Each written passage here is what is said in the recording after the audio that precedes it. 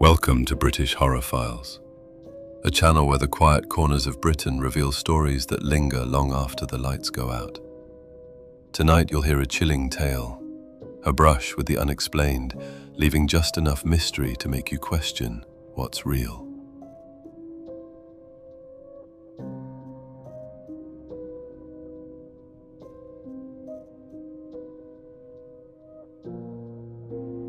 London once built an entire railway line for the dead.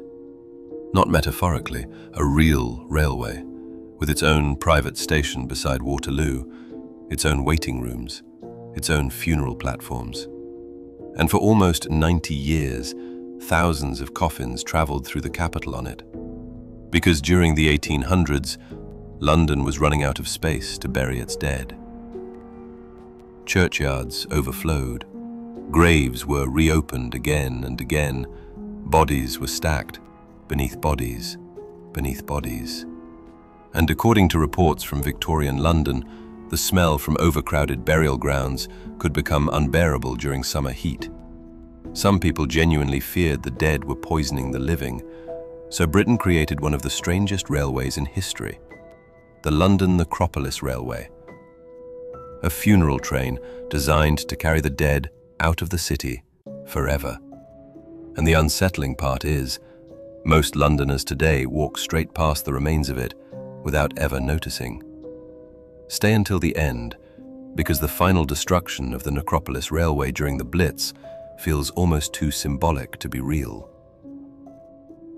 By the mid-19th century, London had become one of the largest cities on Earth. But beneath the rapid growth, the city faced a horrifying problem: death. Diseases like cholera and tuberculosis spread rapidly through overcrowded districts.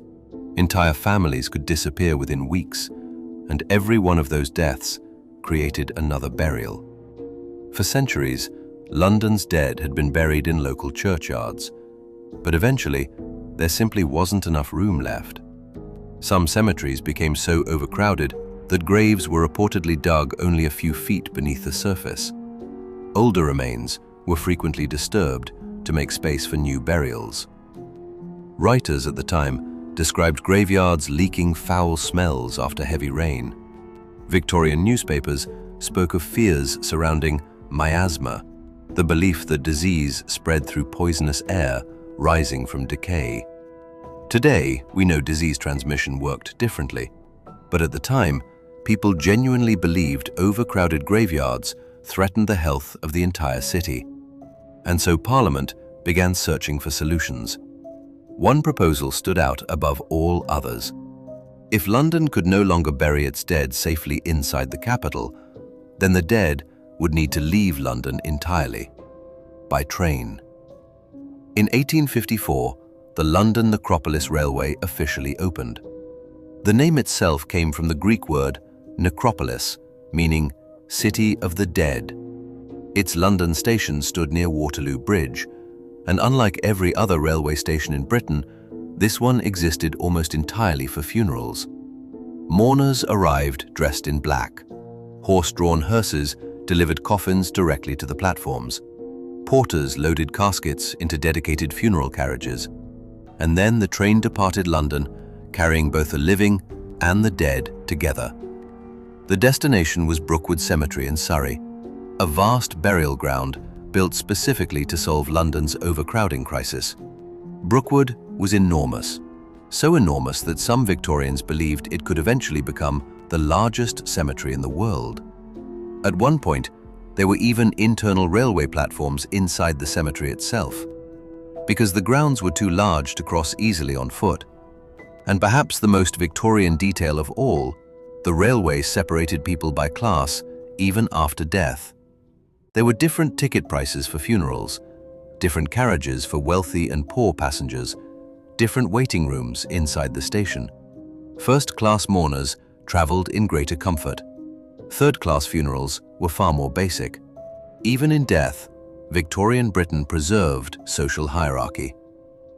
And this is where the story starts becoming genuinely eerie. Because unlike normal trains, everyone aboard the Necropolis Railway shared the same final destination: death.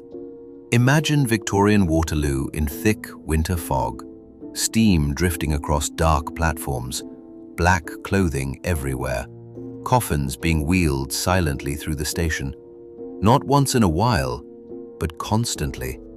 The railway reportedly operated funerals so frequently that death became almost industrial, timetabled, processed, routine.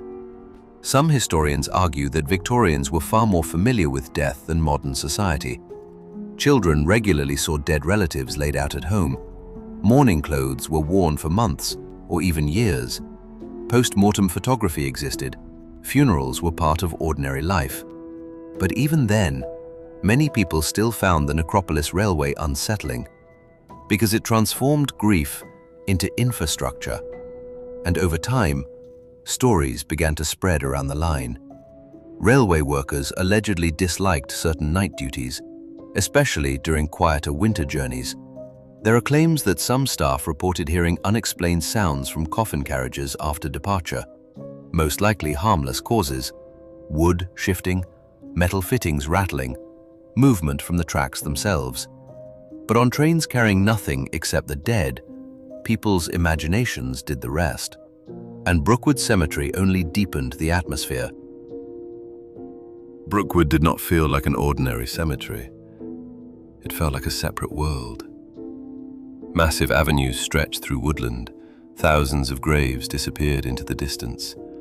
There were sections for different religions and social groups, military plots, family mausoleums, rows upon rows of monuments surrounded by trees and silence.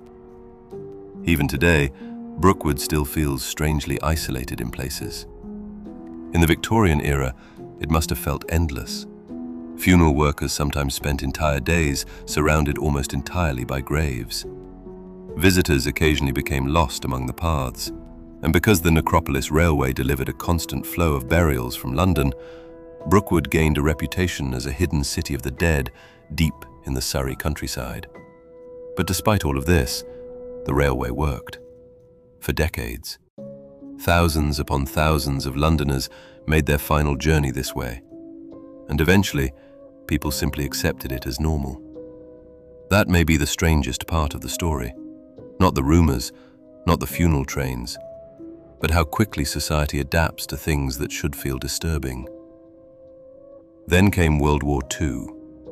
On the night of April 16, 1941, during the Blitz, German bombs struck the Necropolis station near Waterloo. Large parts of the building were destroyed. The tracks suffered severe damage, and London's railway for the dead effectively came to an end. Officially, the line never reopened because rebuilding it was considered impractical. Road transport had improved. Funeral practices were changing, and maintaining a dedicated funeral railway no longer made financial sense. But there is something strangely poetic about the way it ended. After nearly 90 years of carrying London's dead out of the city, the station itself was destroyed during one of the deadliest bombing campaigns in British history. Today, most commuters near Waterloo have no idea the Necropolis Railway ever existed, but fragments still survive. Parts of the old entrance building remain hidden among modern offices. Brookwood Cemetery still stands, and if you know where to look, you can still trace the route once travelled by funeral trains leaving London. But perhaps the creepiest part of all is realizing this was not some forgotten Gothic legend. It was ordinary life. A functioning railway, printed timetables, funeral tickets, porters, passengers. And for decades, Victorian London became so overwhelmed by death that entire trains departed the capital carrying almost nothing else. Eventually, people stopped seeing anything strange about it at all. And maybe that is what lingers long after the story ends, the uncomfortable thought that human beings can normalize almost anything, even a daily commute for the dead.